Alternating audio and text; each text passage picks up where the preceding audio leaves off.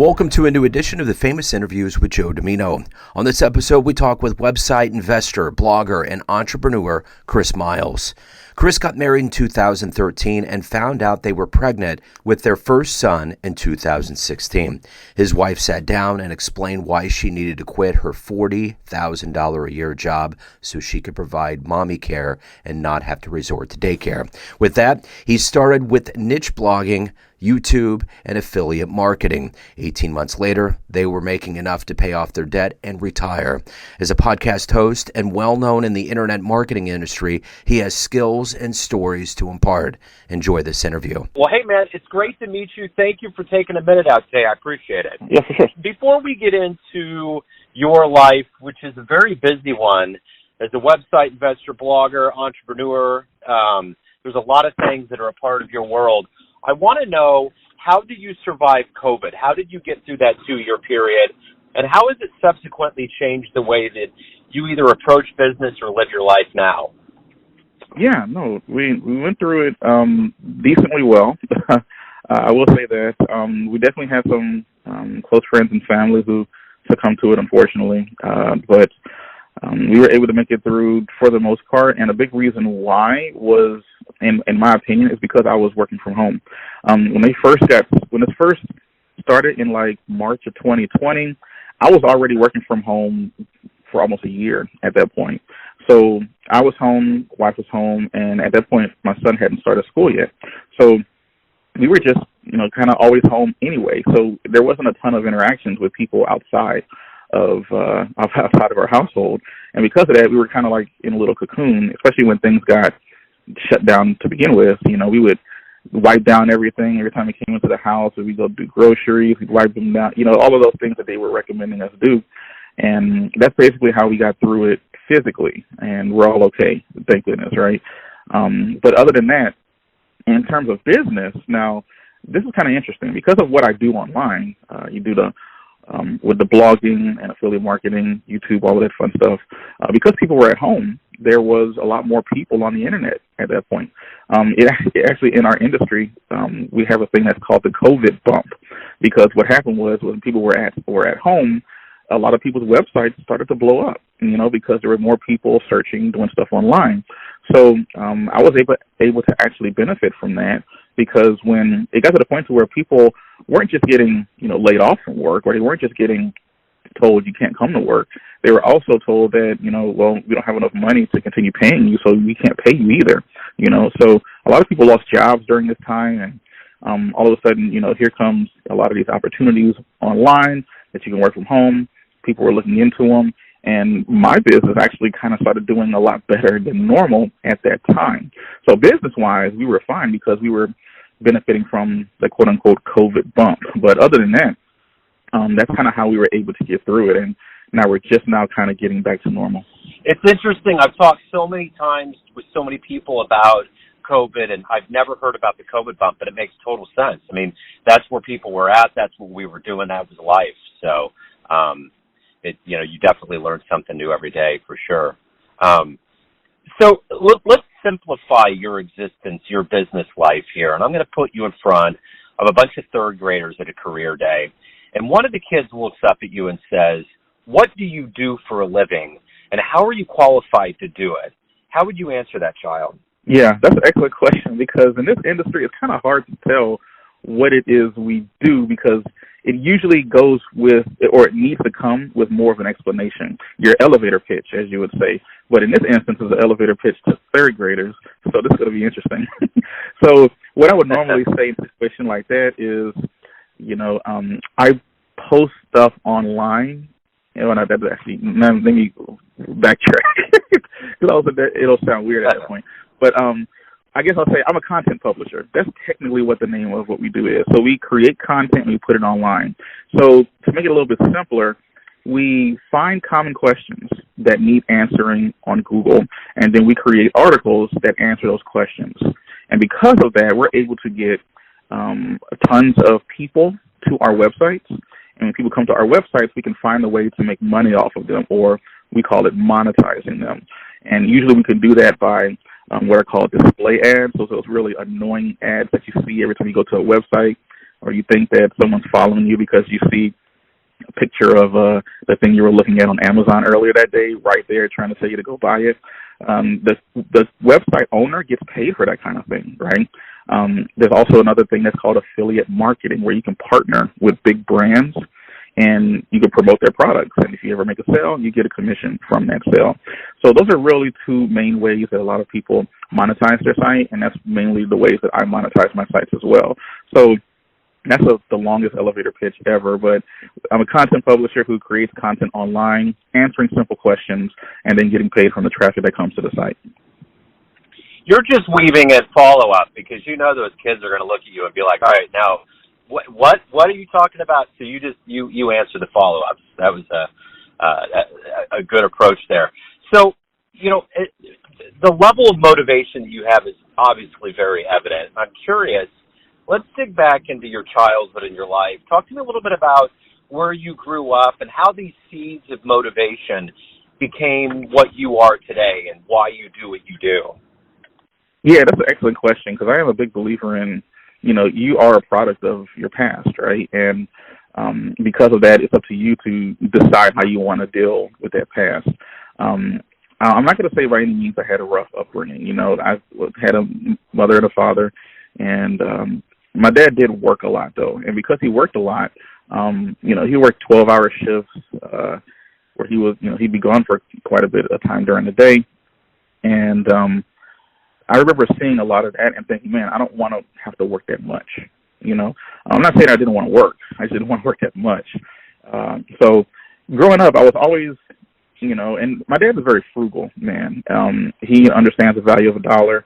He taught me the value of a dollar as early as he possibly could. And by doing so, I learned how to invest early on because he's a big investor in stuff. And when I started learning that I could take money to make more money, I would do small things, things that I could do at my age. Like, for example, I remember when I was like 8 years old, I was doing like a candy sale or something for school, and the candy was like maybe $2 or something, going door to door around the neighborhood. But I would sell the candy for like $3 or $4 and then just pocket the rest. Now, granted, I don't know how ethical that was, but, early on I realized that, okay, if I'm doing a service, I should be able to make a profit from it, right? So that's what I started doing early on, and that was just like one of the first things. At one point, I was buying and selling computers online, buying and selling clothes online. I would try to buy them at low rates, maybe fix up the computer or whatever's wrong with it, and then turn around and try to flip it on eBay. I did that for quite a while, actually. Didn't make a ton of money with it, but it was still something to do that was generating revenue. And then, it didn't always work either. At one point, I bought a whole bunch of what I thought were iPhones. This is when the iPhone craze was just going crazy. And this overseas retailer promised that he had some iPhones, and I didn't have the money to buy them. So I went to my dad and was like, hey, this guy has iPhones that he can get for wholesale.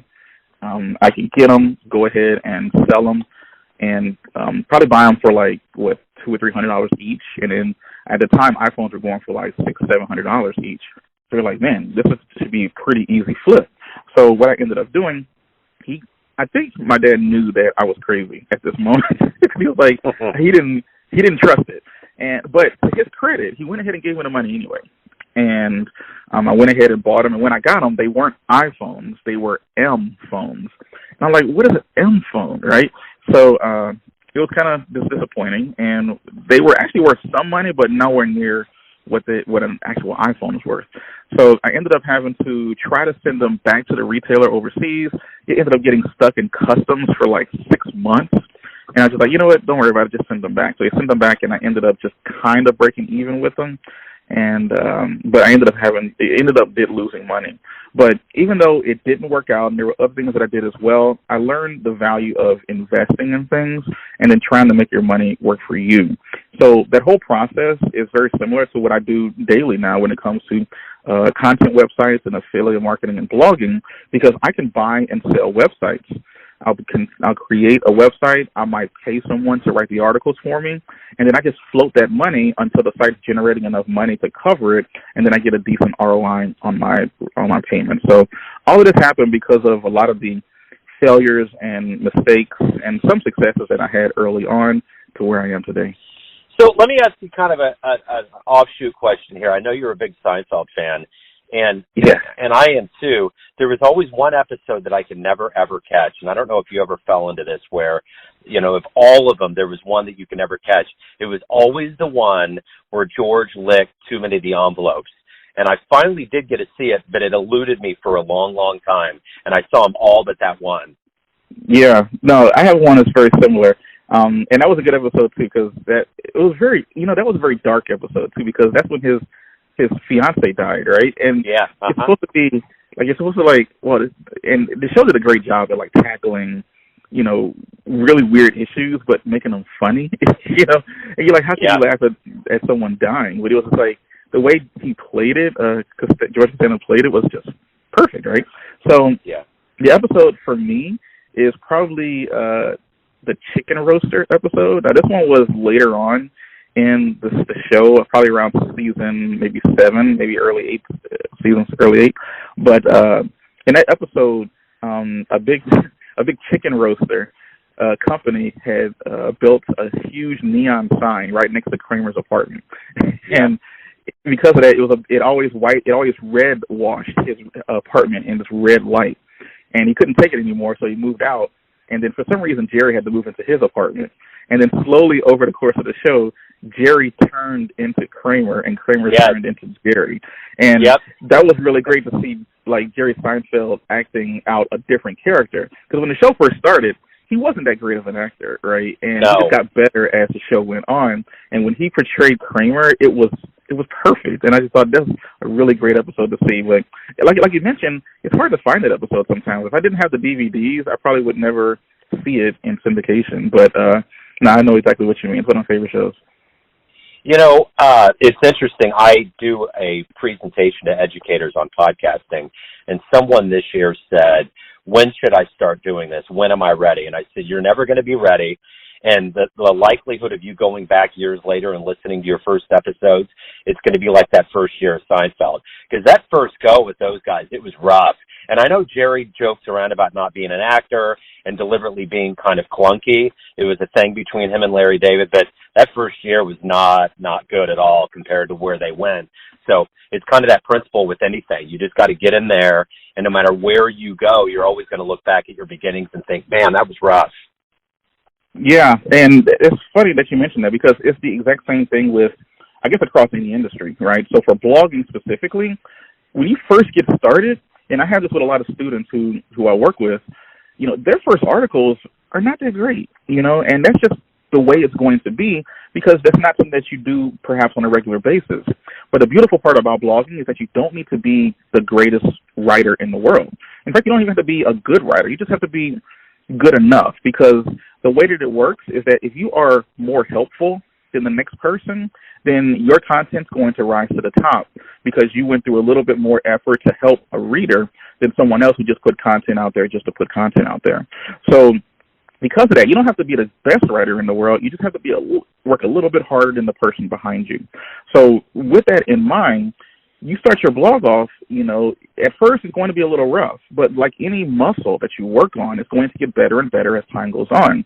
And there's times right now where I'll go back to one of, my first articles that I wrote and just turn my nose up at it. I'm like, oh my God, I wrote this? It feels so weird. And what's funny is I'll go back and update those articles, but then like a year later, or maybe 2 years later, I'll go back and look at those same articles that I already updated and think, man, I wrote that. And I was technically a more experienced blogger after I updated it. So you're never going to be satisfied with what you have. You just have to put something up there, because there's an old phrase that says, done is better than better. So as long as you can get it taken care of to the point to where it's at least, 80% done, it's better to get it out there versus waiting for it to be 100% perfect, because there's a point of diminishing returns where trying to get it from 0 to 80% is a huge part of the battle. But trying to get it from 80 to 100 may not be worth it all the time. So sometimes it's better just to get it out there, and then you can make improvements upon it as time goes on. In your life, we have inspirations that fuel who we are and get us to where we need to go. Who's been a hero for you in your life? Ooh, a hero? I I'm gonna say it was probably would be my father. He did like I know I mentioned him earlier that he worked a lot, but even though he worked a lot, I never really had to hurt for anything, and he taught me a lot of principles in life that I still hold on to even today. And I thank him for that. You know, even today, I was just talking to him yesterday. One of the things that really impressed upon me one time was I had this old car. It was like a 1995 Toyota Camry or something, right? It was one of the first cars I ever had. And I'm driving it around, and it was a used car, and the front of it had a whole bunch of chips, like it just got sandblasted or something right in the front of the car. And I always wanted to get the hood replaced because I wanted to get it nice and shiny and looking great. So I used to complain to my dad about it. I was like, man, I really want to replace that thing, replace the hood. And he's like, well, you just do it when you get some money. And I was like, well, can you do it? And he's like, no, you're going to have to make the money for that, son, because the car works fine, right? Like, that's all I got to do. And I was like, all right, fine. So I never got around to really doing it. But then one day I was driving down this street, and I'm from Baton Rouge, Louisiana. So I was in Baton Rouge, and I was driving around, and a truck stopped short in front of me. And I didn't notice it because the song that I was listening to had a cell phone ringing in it, and I thought it was my cell phone. And this is back when cell phones were making regular beeps, right? So I'm looking down, and by the time I looked up, I was under the guy's truck. And I was okay, but the front of the car was pretty much smashed. So obviously I called my dad. He comes out and he looks at it and looks at me. And, any father would probably just, as long as you're okay, he's looking at me like, man, I can't believe you did this, yada, yada, yada. My dad was like, well, at least you can replace that hood now. And I was like, wow. And to me it showed, like, almost no matter how bad the situation might seem, there's always something that you can glean from it and grow from. And just something as small as that has been able to help me to tackle some of the toughest situations I've had to deal with in life, because I was able to learn how my dad dealt with it in certain times. So that's who I would probably say would be an inspiration of mine. So if you can meet anybody alive on the planet right now, who would you like to meet and talk to? Okay, that's a great question. Now, this is going to be probably more of a selfish one, but I'm a huge NFL fan. I love the National Football League, American football. And one team that I used to follow up with a lot was the Indianapolis Colts. And a big reason for that was being from Louisiana, like, football is everything, especially college football. And I went to LSU, Louisiana State University, right here. And, we were in the SEC, and we play all these other types of teams, like the Tennessee Volunteers, the Georgia Bulldogs, all these guys. But we hated those teams, right, because we're the Tigers. We didn't care about them. But anyway, even though we would, during the college games, be all, in each other, we're trying to win the game and everything, I was always a fan of the players going into the NFL from the SEC. There was some pride there, right? Because, just saying that we had the toughest conference in the country, and now we send the most players to the NFL and all of that fun stuff. So I started keeping up with a lot of players going into the NFL, especially the quarterbacks. The quarterbacks was my favorite position out of all the positions in the NFL. And one guy who I always admired and looked up to was Peyton Manning. He's always been, just kind of like the guy who tried to do everything the right way. Like even something as simple as during interviews and everything, he'd always call, at the time it was Tony Dungy was the coach, he'd always call Tony like Coach Dungy. He never said Tony. He never said the coach. He always referred to him as Coach Dungy. Now, granted, behind the scenes or whatever, when they're just talking, I'm sure it was just Tony or whatever. But he gave the man that respect, right? And I've always liked that about him, where he seemed like he's just a nice guy, and he's got good comedic timing, funny guy. So that would be a guy that I would definitely would like to meet is Peyton Manning and kind of pick his brain on a couple of things. He would be rather cool to talk to. What is it that motivates you every day when you get up and look at your day and think about what you want to do? What is it that makes you go through your day and do what you do? Yeah, no, that's a great question, because it's kind of changed over time. And a big reason for that is I was able to accomplish one of the biggest goals that I had. And what I ended up doing was, when I first got started with this, blogging and affiliate marketing stuff, Joe, I decided to try to, make enough money so that my wife could quit her job and that she could stay home and give her son mommy care rather than daycare. So while she's going through that process of trying to figure that out, I started blogging and affiliate marketing, and that was my goal. And I honestly believe that reason why to be successful with this stuff was a big deal for me because of all the other businesses that we talked about earlier, a lot of them made money or maybe didn't make enough money or I lost money with, but I never really continued any of it. And a big reason for it was because I was just doing it to make money at the time. But when I started the blogging stuff, I needed it to work because it needed to work, right? My back was against the wall, and I was trying to provide a different type of life for my family. So that was my main motivation then. So when things didn't go right or things didn't pan out the way that I expected, I didn't give up. I had to find a different way, and I just kept doing it that way. So that was my motivation, and I really wanted to get to the point where my do it for where I would quit my job and then at least ride all the way until my son had to go to school. I figured those are his most formative years. I don't want to be gone 12, 15, 17 hours a day, and let's just go ahead and give it a try. And that was a big motivation for me to quit my job as well because I just didn't want to be behind the desk when my son was doing stuff, you know, his first and everything.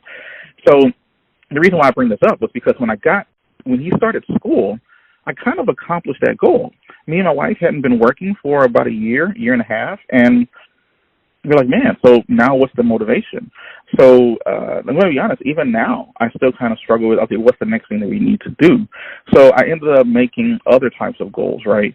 My wife began her own business, and I'm trying to help her get that off the ground and just keep now trying to raise our way of living, you know, and we're not trying to be, you know, ridiculous money-making, you know, online entrepreneurs or anything. We're just trying to make enough to get by so that we can enjoy our family lives. And not to say it's always, you know, peaches and rainbows. You know, when you live under the same roof and no one goes to work because we're always at home, you know, sometimes you might get at each other's throats. But I remember quitting thinking, you know, it can't be the worst thing to try to spend more time with each other. And by doing that, I think that was one of the best decisions that we ever made. So right now, we're just trying to keep that motivation going of just trying to keep up the lifestyle that we have right now. What's been the best client fan letter that you've ever received from the work that you've done? That's interesting because I was just talking with one of the first students I had in my course just last maybe 3 or 4 days ago. She was letting me know that she was getting ready to quit her job and she's going to be doing blogging full time. And I thought that was amazing. I've had students have, you know, a decent amount of success with making money, but only a handful of them have gotten to the point where they were actually able to turn this into a full-time business. And I think that right there is pretty awesome because in the very beginning, you know, she was just teaching English to like Chinese students.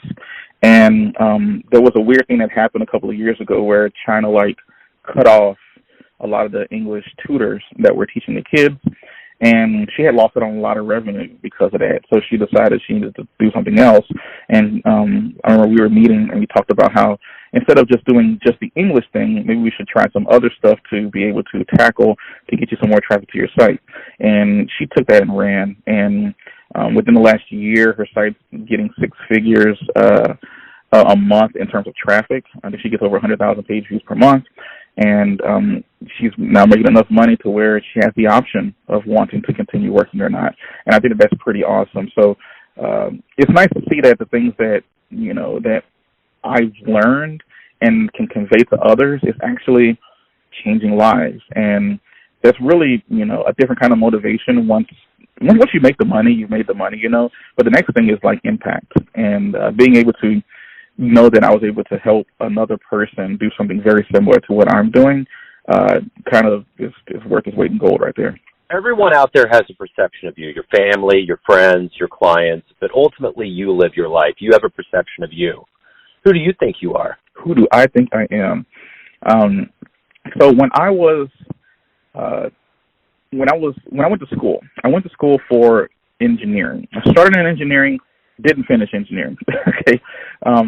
Engineering was tough for me because I was the kind of guy who didn't need to study too much, especially during like, you know, grade school, high school, whatever. But when I got to college, I realized that, man, I need to study. And I didn't really know how to study at the time. So because of that, I didn't like college, like, at all. And I liked it because it was fun to be at college because at the time, I think LSU was like the #1 party school in the nation. But being able to, get that engineering degree, it was tough for me. So about 2 years in, man, I went to my, I guess, counselor or whatever, and I asked her, I was like, look, I just want to get out of here. Of all the credits and classes I've taken so far, what's going to get me out of here the fastest? So she took all of my stuff, and she said that you should try mass communication. I was like, all right, fine, let's do mass communication. So I went ahead and started to change my degree and started doing that kind of thing. And I got really good at business communications, mass communications, and those kind of things. My first job out of college was at a bank, and I was working in their marketing department. And I was like, okay, this is nice. And I was kind of doing what I needed to do, or what I had done with my degree. It wasn't exactly what it was, but it was close enough.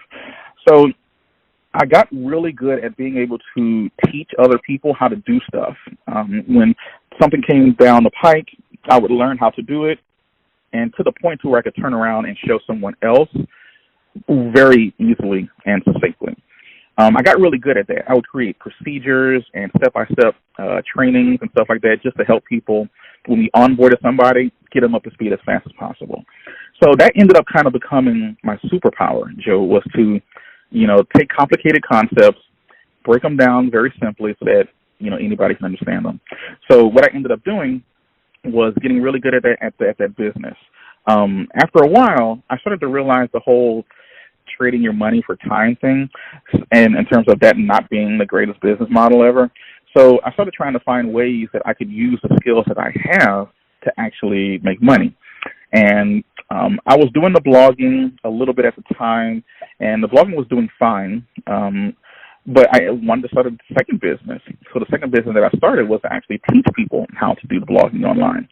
So with the second business, being able to take, complicated concepts on how to choose a niche, on how to, or a topic for your blog, how to create that blog with a simple step-by-step instructions on click here, click there, and your website's up. How to do keyword research, how to monetize, how to get traffic to your site. All of those things can be kind of complicated if you don't know how to do it. But I'm able to take a lot of those skills that I've learned over the years and been able to put into practice, break them down very simply, and show other people how to do it. So now, instead of building up, a faceless organization, I'm building up a business for myself doing the exact same thing. So I just tried to take the superpower that I had and be able to turn it into something real. Perfect. Hey, Chris, thank you for opening up today, man. Good luck with everything. And before we go, let everybody know out there where they can find out more about you, your services, anything related to your world. Yeah, no, for sure. Thanks for having me on, Joe. People can find me over on the podcast Blogger Evolution. Just search it, subscribe, and I'd love to have you there. Or you can find me at bloggerevolution.com, and we can connect there. Hit the contact page if you want to chat, and we can talk about whatever you like. Thanks for tuning in to another famous interview with Joe Dimino, where we cover the world of art, literature, business, spirituality, music, and more from around the globe. If you want to hear more interviews, visit the Famous Interviews with Joe Dimino channel on YouTube. Thanks again for listening, and until next time.